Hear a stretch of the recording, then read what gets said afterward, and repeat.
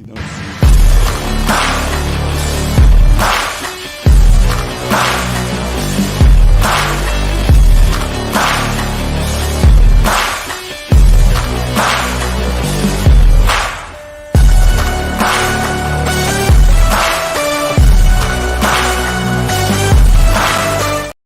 Hey, what's up, everybody? Welcome back to the 22nd Annual Garden State Film Festival. We are live at the Shared New York Podcast Lounge at the beautiful Berkeley Hotel in beautiful Asbury Park, New Jersey. My name is Ming Chen. CJ Cullen. And I got the new shirt here. Oh, whoa! Look at you buying the merch, which is available right outside here in the lounge. Here. Feels good. Yeah, the fleece is nice, man. Yeah, zip-up fleece, my man. Here, it's cold out. He looks styling. The ladies were chasing after him. Was it because of the fleece? It was because without this on, they weren't even looking at me. Pocketbook back?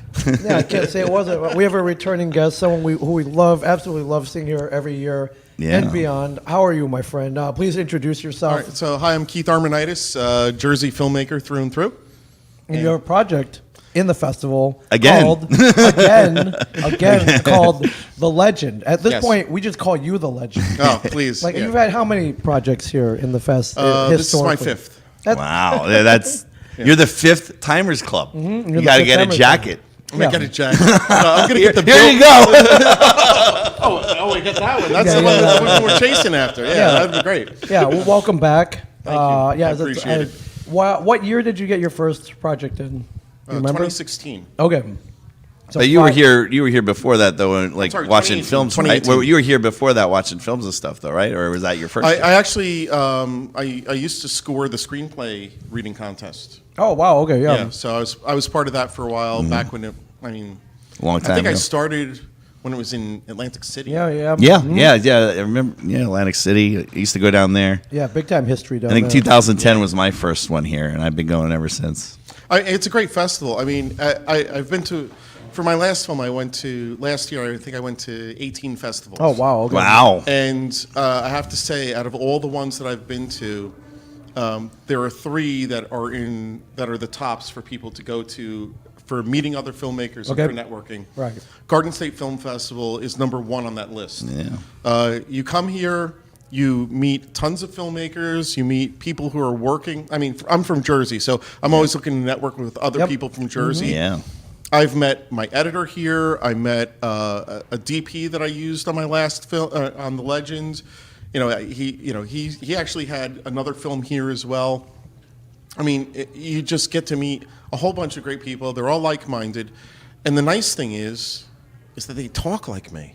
Yeah. You know, I mean, you work with somebody from LA and you start busting his balls. Next thing you know, he's walking off the set. You're like, dude, they're crying. I was busting your balls, man. Come on, what's the matter with you? I have a couple friends like that. They can't take a joke, and can't take a joke. Jersey people could take.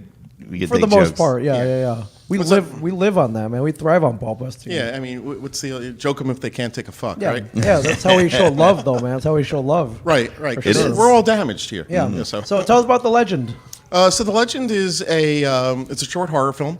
It's about a young woman who is trying to break into a hunter's barn because she heard that he is trapped an endangered species.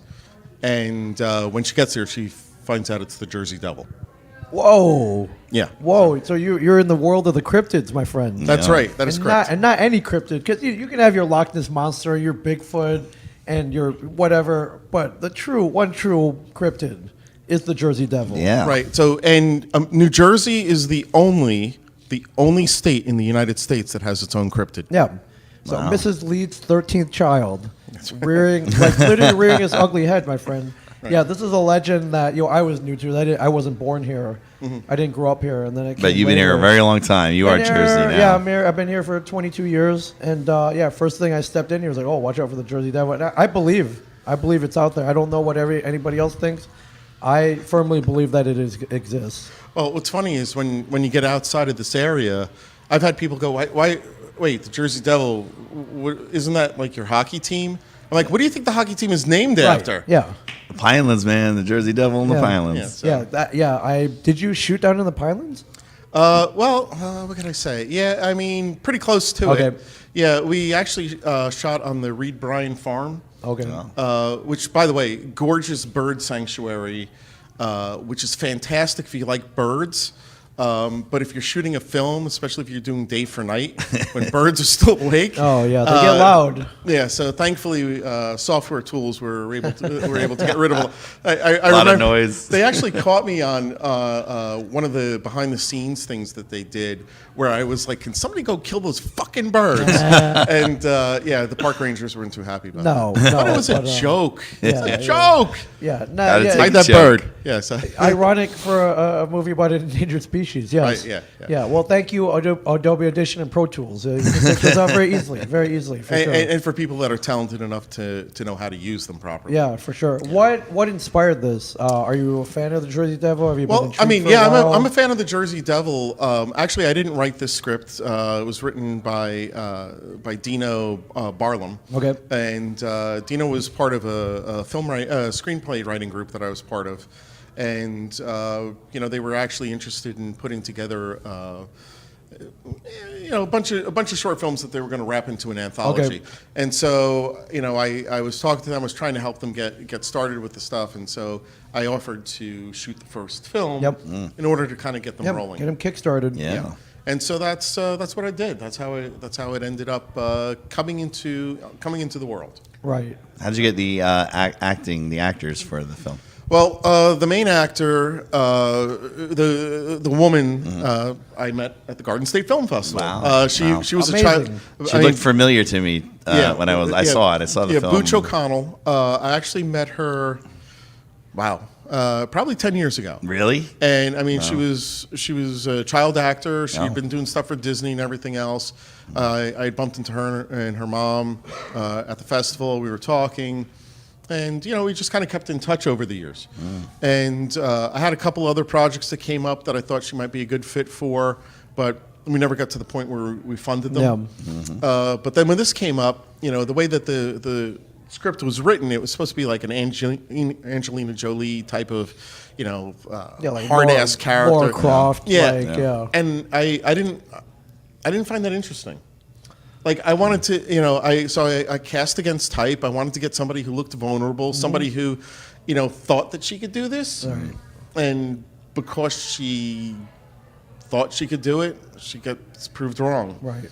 And so over the course of the film, there's stuff goes on. Yeah. You gotta watch it. You gotta watch it. But the thing is, I had wanted to have somebody that would have that sort of vulnerability. Yeah. Way more interesting. Yeah. I think so. Yeah. Not everybody agrees, but I think so. And then there's Sean Kane plays the hunter. Sean, I actually met on the set of my first film, Mist. I had written that. It was directed by my filmmaking soul brother, Foka Barson.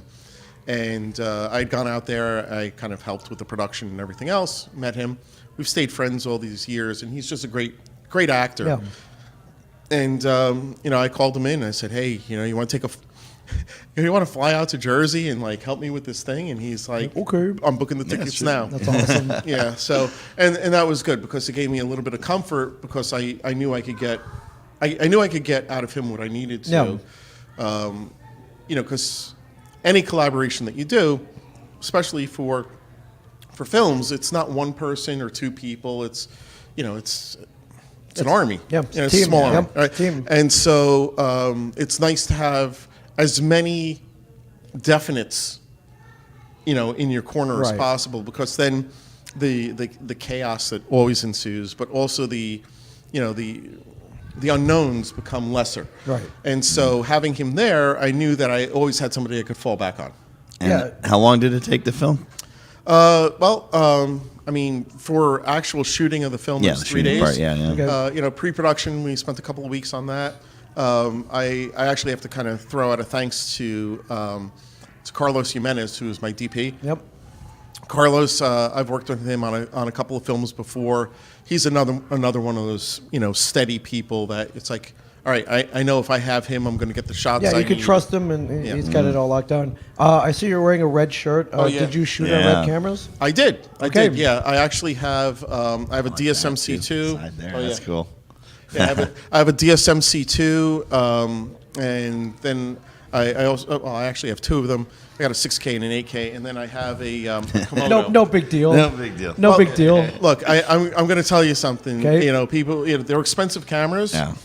but because of everything that went on with COVID, people were dumping them like crazy. No. And so I kind of swooped in, and I got 2 Red cameras for a song, or literally a song. Yeah. And the Komodo, I had gone out to Red Studio they have a Reducation where they teach you everything. Yep. And when I was out there, they were like showing the new Komodo, and I'm like, but I'm like, I can't afford this. Yeah. And then when they told us, they're like, oh, there's a discount with this, and blah, blah. And like you sit there and you're like calculating stuff in your head, and you're I like, was like, oh, if I don't some, eat for the next week, and maybe get some paid projects with this. Sometimes it pays for itself. So theoretically, right? That's what we tell ourselves. Yeah, it's an investment. That's I do my own math for sure. Yeah. I love gear. Yeah, I love computers. I love cameras. All that. I get it. I get it for sure. And it's funny because that's the reason why I like the Red camera so much, is because it's not a camera to me; it's a computer. Right. It's a computer with a lens on the other side, and that's the thing that kind of like kind of tickles me and made me kind of lean towards it. But it's hard to learn it too, though. Like, and you need the perfect lighting, the right lighting, and the good lenses, and it's not easy to learn it. But once you get it, right? What's nice, I have. I can't mention her name, but I actually have somebody that was nice enough to put up some money in order to get me a bunch of prime lenses. Yeah. So I actually have a nice kit of 6 lenses, and the fact that I have those lenses and that camera, everything else makes it look Yeah. incredible, right? Yeah. Did you screen already? I did, yes. Yesterday in the 1145 block. Amazing. How'd it go? It went really well. I mean, we were in a block that had no other horror films. Oh, really? So it's like there's like this thing about like Birds of Paradise and butterflies flying. The animation with the birds dancing. Right. So it's like all these cute things, and then Matthew Modine's short film, which was is like a great film, but it's kind of like a new age, take some mushrooms and watch this thing. Right. But a really good message behind it. I'm making fun of it, but the images were amazing. I was sitting there in awe, and then I was like, oh, Matthew Modine, holy shit, he did this. Yeah. And then my film comes on, and it's just dark. It's like, girl getting smacked in the head with a bat. Blah, blah, blah. Right. It's like Devil, but you're like looking around, and like you see like kids clinging onto their mother. And, hey, that was the intended effect. That's what you want to do. Hey man, exactly. So, but it was good. It was well received, and afterwards in the Q&A, there were a couple of people I didn't even know had come down to see it. Todd Sturch and Tom Ryan, and so like we're sitting in the Q&A, and all of a sudden, I hear, I got a question for Keith, and I'm like, Todd? Deep voice. What that? So, but it was nice, and and that's actually the other nice thing about this festival is it's kind of like old home week, Oh yeah. So you bump into people that sometimes you kind of didn't have time to keep up with during the year. Yeah, and they're like, "Oh, hey, what's up? What are you up to? Hey, good seeing you." You're going to at least see them once a year here. Go grab a drink and reconnect for sure. I love it. Or Or several. 2. Oh my god. Or several. Yeah. Yeah, I think I started drinking yesterday at like noon and didn't stop till 2 a.m. Welcome to the Garden State Film Festival. Yeah, you did it right, my friend. Yeah, and then I had to do the screenplay reading this morning, and I was hungover, but I don't know. People seem to enjoy it, so that's all that matters. The packed house in the screenplay reading. Yeah, no, I full-assed it. Maybe it's part of the character. I don't know. Yeah, I didn't see the screenplay. But it was good. I got to stretch some muscles that I haven't in a long time. Amazing. Yeah. That's great. Yeah, I just love seeing you here every year. And, it's same. great when you get stuff in here. I know you're and every year you have different types of films. Yeah, I know you're rather prolific, so I know, you probably got a ton of stuff you submitted, and they took this one. What are you working on now? Or is there anything out, like maybe not playing here, maybe playing at other festivals that you want to promote? Well, actually, so right now I'm working on. A few years back, I had done a short called Swung. It was about a young man. His wife had kicked him out, and he tries to move back in with his mother, and he finds out she's a swinger. Right. So Swung. That was, and that actually won the Lou Costello Comedy Award here a few years back. And I'm actually doing a pilot TV show on that world. We kind of expanded it out. It's 4 main characters. It's not just the one. And it's really about, people living in this 55 and up active community. Right. Cool. And, this woman who's, she's a young widow. Her son's trying to get her to move closer to him and her grandkids while he's trying to sell her Midtown apartment out from under her. Right. And so she moves here and she meets her new best friend, Dottie, who's like she was like the party girl, and now she's 60 and alone. Yes. And there's also Hyman, who's like an ex-Borscht Belt comedian, who's after his wife died, his family just couldn't stand them anymore, so they shoved him in here so they wouldn't have to deal with him anymore. And the last character is Lenny, and Lenny is the playboy of the community. He trades his medicinal marijuana to his grandson in exchange for his grandson stealing his father's boner pills to give him. Hey, that's a fair trade. Trade. So and right now we're in the process of trying to cast it. We got some backing and everything else, but we're just trying to find the two good leads. Right. They're out there. Yeah. Find them. Yeah. And so, it's tough because if you want a recognizable name, indie film, it tends to be a little bit more difficult. Sure. Yeah. So that's what I'm working on. Hopefully next year, you guys will be seeing that here. Okay. Good. Yeah, that would be cool to see, I have no doubt. And again, totally different. You got horror before you had the comedy, and now I'm back to comedy again. And and I've had dramas. And, my whole problem, and I think this is with most filmmakers, is it's not a limitation on creative. The creative part isn't the thing, right? It's the money. Well, always is. Yeah, money and access. Always is. Money and access to good talent. But thankfully, there's so many really good actors that you see in, you watch a film, you're like, who is that guy? Yeah. He's amazing. Nobody. Yeah, some dude from Carteret, New Jersey. Is like, cool, man. Yeah, exactly. Yeah, maybe we can get him, and then you create something magical. That's so yeah, awesome. for sure. Yeah, absolutely. Right on, man. Yeah. Yeah. Well, welcome back. Yeah, welcome. Thank you. Again, Back always to the great couch. to see you here. Yeah. In the bar, in the lounge, on the lobby, wherever in Asbury at the. Passed out on the street. Yeah, That's great. right. It's great. So continued success for sure. you. I appreciate and, it. and congratulations again, your 5th project in here. yeah, the 5-timers club. Yeah, Not too many of You it. know as well as I do, they do not take everything here. They're very, very selective, and Yeah. to get in here, that's that's an honor in and of itself for sure. Yeah, I appreciate that. Thank you. Yeah. Yeah, for sure. We got 2 hours left of films here at 2 more hours. at the film festival. Come on down, catch a couple blocks, come hang out with us, and I'd invite you to the award ceremony, but it's sold out. It's sold out. So next year, don't snooze if you're planning on going. But I'm gonna go talk to a bunch of the award winners later on. But we'll be here until 5:30, maybe later. We hear maybe some secret special guests. We don't know. Possibly, maybe. Yeah. The only way to find out is to keep tuning in right here. So thank you very much. GSFF.org. Thank you, my friend, again. Thank you, CJ Cullen. Thank you. Good to see you. We will see you in a bit.